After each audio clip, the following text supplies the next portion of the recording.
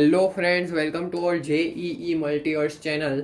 आज हम Pathfinder book के एनएलएम चैप्टर का बिल्डअप क्वेश्चन 58 करने वाले हैं। ये भी बढ़िया कंसेप्चुअल क्वेश्चन है, तो अगर आपने हमारे चैनल को सब्सक्राइब नहीं किया है तो जरूर सब्सक्राइब कर ले। आइए इस क्वेश्चन को देखते हैं। बेसिकली ये क्वेश्चन थोड़ा बहुत एनएलएम बिल्डअप 52 और 53 से जैसा ही है, तो अगर आपको ना देखा हो तो हमारे वो वीडियोस को भी जरूर देख ले, तो ये क्वेश्चन सॉल्व करने में थोड़ी आसानी रहेगी। तो इस क्वेश्चन में क्या बोला है कि एक small block of mass m है। ये ब्लॉक है जिसका मास m है और प्लेटफॉर्म ये प्लेटफॉर्म पे प्लेस कर रखा है हमने, और block is connected to one of the light inextensible cord. ये कॉर्ड से कनेक्ट कर रखा है हमने, और ये कॉर्ड को हमने दीवार से कनेक्ट कर रखी है। अब क्या ये हाइट हमें दे रखी है, ये पुली से ये ब्लॉक तक की हाइट दे रखी है, ठीक। और ये एंगल भी हमें दे रखा है थीटा, और हमें क्या पूछा है कि the platform is on horizontal frictionless floor, और coefficient of friction between block and platform, ये ब्लॉक और प्लेटफॉर्म के बीच में कोफिशिएंट ऑफ फ्रिक्शन म्यू दे रखा है। और प्लेटफॉर्म क्या है, प्लेटफॉर्म देखो v वेलोसिटी से हम प्लेटफॉर्म को ले जा रहे हैं, और वो कांस्टेंट दे रखी है, कांस्टेंट वेलोसिटी है। अगर इसकी वेलोसिटी कांस्टेंट है तो प्लेटफॉर्म का एक्सेलरेशन 0 होगा। और हमें पूछा है कि इस पे हम क्या फोर्स लगाए F जिससे इसका एक्सेलरेशन 0 कांस्टेंट वेलोसिटी हो प्लेटफॉर्म का, जब ये एंगल थीटा हो, ठीक है। एक थीटा एंगल जब होगा तब जो हमें F पुलिंग फोर्स लगाना पड़ेगा प्लेटफॉर्म पे जिससे ये प्लेटफॉर्म रेस्ट पे रहे, वो F की वैल्यू हमें पूछी है। और एक्सेलरेशन ऑफ ग्रेविटी G दे रखा है। तो इसमें भी देखो एनएलएम बिल्डअप 52 और 53, जिसमें क्या था, स्ट्रिंग रोटेट कर रही थी, तो उसका भी हमें देखना पड़ा था। ठीक इसमें ही ये जो पोर्शन ऑफ स्ट्रिंग है ये भी रोटेट कर रही होगी। सबसे पहले तो हमें ये प्लेटफॉर्म की वेलोसिटी भी दे रखे है, हम ब्लॉक की वेलोसिटी निकाल लेते हैं जिससे हम इस थ्रेड का ओमेगा निकाल सके। तो आइए क्वेश्चन को देखते हैं। अब देखो ये स्ट्रिंग की लेंथ जो है वो कांस्टेंट है, स्ट्रिंग जो है उसकी लेंथ तो कांस्टेंट ही है। ऐसा तो नहीं है कि स्ट्रिंग की लेंथ है मतलब स्ट्रिंग इलोंगेट हो जा रहा है या फिर मतलब दब जा रहा है। अगर दब जाएगा तो स्लैक हो जाएगी, इलोंगेट हो नहीं सकती, इनएक्सटेंसिबल है। यानी कि इन शॉर्ट स्ट्रिंग की लेंथ कांस्टेंट है। अब देखो ये पुली v से आगे जा रहा है, तो पुली क्या प्लेटफॉर्म v से आगे जा रहा है, तो ये पुली भी v से आगे जाएगी, पुली जो है वो भी v से आगे जाएगी। यानी कि ये जो सेक्शन ऑफ थ्रेड है, ये सेक्शन ऑफ जो स्ट्रिंग है वो, ये जो सेक्शन है उसकी लेंथ जो है वो v से बढ़ रही होगी, v से बढ़ रही होगी ना, कि यानी कि v के रेट से बढ़ रही होगी। और स्ट्रिंग की नेट लेंथ तो कांस्टेंट है, यानी कि ये जो लेंथ है ये इसकी लेंथ जो है वो v के रेट से कम हो रही होगी, क्योंकि नेट रेट ऑफ लेंथ तो 0 ही है। तो इसकी v को कम करने के लिए ब्लॉक की एक v वेलोसिटी ऊपर की तरफ होगी, असल में तो हॉरिजॉन्टल होगी, लेकिन अभी देखते हैं। एक कंपोनेंट अलोंग द स्ट्रिंग होना चाहिए, लेकिन साथ ही साथ प्लेटफॉर्म भी तो आगे चल रहा है, तो प्लेटफॉर्म की वेलोसिटी भी इसको मिलेगी। तो ब्लॉक की मतलब अब देखो इसके पास एक तो v वेलोसिटी इधर है और एक कंपोनेंट ऑफ v, और एक अब देखो इसकी इस तरफ तो हो नहीं सकती। अगर हम इसके फ्रेम में चली जाए, प्लेटफॉर्म के फ्रेम में, तो अब ब्लॉक की मान लेते हैं इधर v डैश हो जाती है, v डैश, ठीक है, v डैश मान लेते हैं ब्लॉक की वेलोसिटी राइट में, तो v डैश होगी और उसका एक कंपोनेंट इस तरफ अलोंग इस ये मतलब ये इसके अलोंग स्ट्रिंग के अलोंग v के बराबर होना चाहिए, यानी कि v डैश का component along the string v के बराबर होना चाहिए। तो v dash equal to v cos theta, तो इधर से v डैश नहीं, क्या उल्टा कर दिया, v डैश का कंपोनेंट v के बराबर होना चाहिए, तो v dash cos theta equal to v, तो इधर से v डैश की क्या वैल्यू है, v सेक थीटा।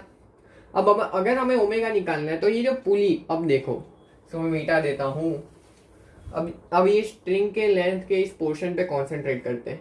अब देखो हम प्लेन के फ्रेम में, मतलब जो प्लेटफॉर्म उसके फ्रेम में, तो उसके फ्रेम में आ गए, तो ये पुली रेस्ट पे है, तो ये वाले पॉइंट की कोई वेलोसिटी है ही नहीं, इसकी वेलोसिटी v इक्वल टू 0 है।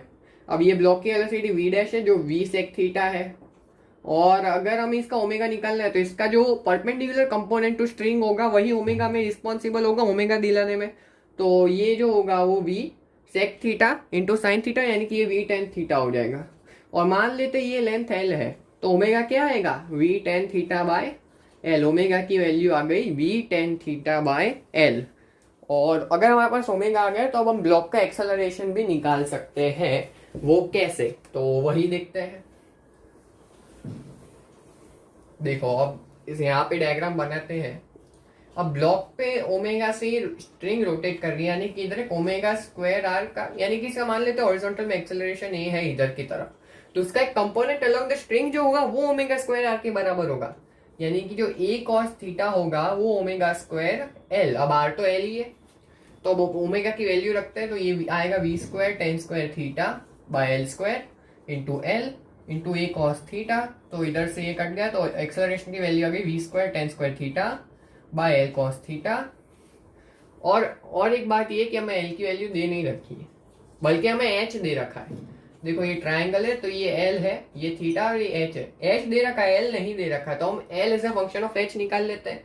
तो एल साइन थीटा एच के बराबर है, तो इधर से एच की क्या एल की क्या वैल्यू है, एच बाय साइन थीटा।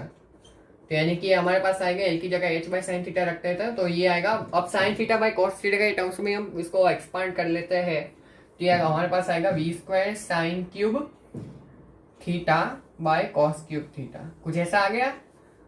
और नीचे एच भी है तो इसको v square tan cube theta by h लिख देते हैं, एक्सेलरेशन की वैल्यू। अब हमारे पास एक्सेलरेशन है तो अब एफ बी डी बना के हम फोर्स इक्वेशन लिख के हमारा काम बन जाएगा।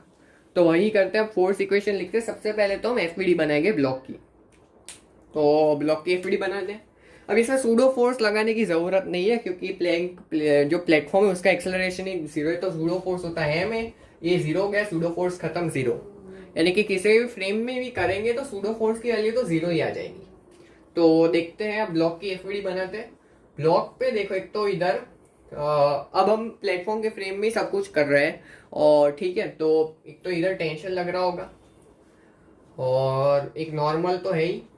अब ब्लॉक जो है वो राइट में वी डैश से जा रहा था तो फ्रिक्शन पीछे लगेगा, लेफ्ट में फ्रिक्शन इधर लग रहा है। और कौन सा फोर्स होगा, और कोई फोर्स होगा क्या, mg होगा, नीचे mg लगेगा ब्लॉक का। और इसका इन सारे फोर्सेस की वजह से इसका एक्सेलरेशन हॉरिजॉन्टल में ए है। तो अब सबसे पहले हम टेंशन निकाल लेते हैं, मतलब फोर्स इक्वेशन लिखते हैं, टेंशन तो बाद में निकल जाएगा उससे ही। सबसे पहले तो फ्रिक्शन क्या होगा, mu into normal, mu into normal होगा फ्रिक्शन। अब नॉर्मल क्या है, नॉर्मल प्लस ये टेंशन का vertical component T sine theta बराबर एम जी, क्योंकि वर्टिकल में इसका कोई एक्सेलरेशन है नहीं, तो नॉर्मल आ गया हमारे पास एम जी minus T sine theta. Normal force की वैल्यू आ गई हमारे पास। और एक चीज देखते हैं, फ्रिक्शन की वैल्यू क्या होगी, म्यू एन, यानी कि म्यू इंटू एम जी माइनस टी साइन थीटा। और अब हम हॉरिजॉन्टल में फोर्स इक्वेशन लिखते हैं। हॉरिजॉन्टल एक तो टी कॉस थीटा इसको आगे ले जा रहा होगा, पीछे फ्रिक्शन लग रहा होगा, और यानी कि T cos theta minus friction equal to m a. और एक की क्या वैल्यू थी, v cube tan cube theta by h. तो एक्सेलरेशन तो हमें पता है। और फ्रिक्शन और टेंशन, देखो फ्रिक्शन भी टेंशन के टर्म्स में आ जाएगा, तो ये वन इक्वेशन वन वेरिएबल है, उससे टेंशन की वैल्यू हमारे पास आ जाएगी। तो ये T cos theta minus minus ही होगा, minus mu M G plus mu T sine theta, कुछ ऐसा आएगा। तो इधर से अगर हम इसको फर्दर सिंप्लीफाई करने की कोशिश करें, इसको मैं मिटा देता हूँ, याद रख लेते हैं जो फ्रिक्शन था वो एम जी minus T sine theta into mu था, ये काम अभी आएगा। तो इसको मैं लिख देता हूँ T into cos theta plus mu sine theta equal to mu M G H plus m we cube tan cube theta whole divide by h, ऐसा ही कुछ आएगा। Mu M G H plus m we cube tan cube theta by h, इसको इधर भगा देते हैं तो इधर से टेंशन हमारे पास आएगा mu M G H plus m we cube tan cube theta by h into cos theta plus mu sine theta. Tension की वैल्यू हमारे पास आ गई। अब हमें पूछा क्या है, अब प्लेटफॉर्म पे कितना फोर्स लगा है जिससे प्लेटफॉर्म की एक्सेलरेशन जो है वो जीरो हो जाए। तो हमें अल्टीमेटली प्लेटफॉर्म पे नेट फोर्स जीरो करना है क्योंकि इसका एक्सेलरेशन जीरो है, और नेट फोर्स जीरो करने के बाद हमें एफ की पुलिंग फोर्स निकालना है जिससे इसका एक्सेलरेशन जीरो। प्लेटफॉर्म की एफ बी डी बनाते, प्लेटफॉर्म कुछ ऐसा था, प्लेटफॉर्म ऐसा कुछ था और इधर ऐसी रस्सी थी। अब इस पे आगे हम एफ लगा रहे हैं। फ्रिक्शन तो पीछे लगेगा इस तरफ, क्योंकि ब्लॉक पे इस तरफ लग रहा था लेफ्ट में, तो इस पे राइट में लगेगा क्योंकि एक्शन रिएक्शन है ये। अब इस पे एक तो जो पुली पे फोर्स लगेगी उसको भी हमें ये प्लेटफॉर्म पे कंसीडर करना पड़ेगा, क्योंकि पुली भी तो प्लेटफॉर्म से अटैच्ड है। इस पे एक तो इधर टेंशन लग रहा है, इधर टेंशन लग रहा है, ये एंगल थीटा है। तो इधर से देखो हम क्या लिख सकते हैं, एफ प्लस ये नेट टेंशन जो होगा वो इस तरफ होगा T into 1 minus cos theta, क्योंकि इसका हॉरिजॉन्टल कंपोनेंट इस तरफ टी कॉस थीटा है। ये टी साइन थीटा जमीन के नॉर्मल से बैलेंस हो जाएगा, तो उसका कोई काम नहीं है। तो इस तरफ जो आएगा T into 1 minus cos theta, तो F equal to friction plus T into 1 minus cos theta. Tension की वैल्यू हमें पता है, फ्रिक्शन की वैल्यू भी पता है, लेकिन अभी पहले हम फ्रिक्शन को टेंशन के टर्म्स में लिख देते हैं। तो हमारे पास आएगा mu M G minus mu T sine theta plus T into 1 minus cos theta, यानी कि हमारे पास आएगा mu M G plus T into 1 minus cos theta minus mu sine theta, ये आएगा एफ की वैल्यू। अब बस टी की वैल्यू रखनी है, उससे हमारे पास आंसर आएगा। तो बस अब तो सिंप्लीफाई करना रह गया है, तो सिंप्लीफाई फटाफट से कर लेते हैं इसको। तो देख सबसे पहले तो अब जगह ही जगह चाहिए होगी, तो मैं बोर्ड को मिटा देता। तो हमारे पास एफ की वैल्यू ये थी mu M G plus T into ये पूरा, और टेंशन की वैल्यू थी m we cube tan cube theta plus mu M G h upon H into cos theta plus mu sine theta. तो अब इसको सब्सटीट्यूट करते हैं, तो ये हमारे पास आएगा, देखो तो और एक तरीके से लिख सकते हैं T minus T into cos theta plus mu sine theta, इससे फायदा होगा। इसको मैं लिख देता हूँ म्यू एम जी प्लस ये टी की वैल्यू अब रख देते हैं इधर, तो टेंशन की वजह हमारे पास आएगी m we cube tan cube theta plus mu M G h upon H into cos theta plus mu sine theta, और माइनस ऊपर वाली तो पूरी चीज सेम रहेगी, और ये cos theta plus mu sine theta नीचे वाले से कट जाएगा, तो हमारे पास आएगा ये m we cube tan cube theta, ऐसा कुछ आएगा। और बाय ये एच और ये म्यू एम जी को भी plus mu M G h ऊपर है, तो इधर से हम देखो इसको लिख सकते हैं म्यू एम जी प्लस ये m we cube tan cube theta. इसको तो ऐसे ही लिख रखते हैं, ये पूरी चीज को ऐसे की ऐसे ही रखते हैं अभी, और इसको minus M we cube tan cube theta by H plus mu M G H. इस mu M G H by H को मैंने म्यू एम जी लिख दिया अलग से। तो देखो ये माइनस म्यू एम जी हो जाएगा इधर, तो ये और ये म्यू एम जी कट गए।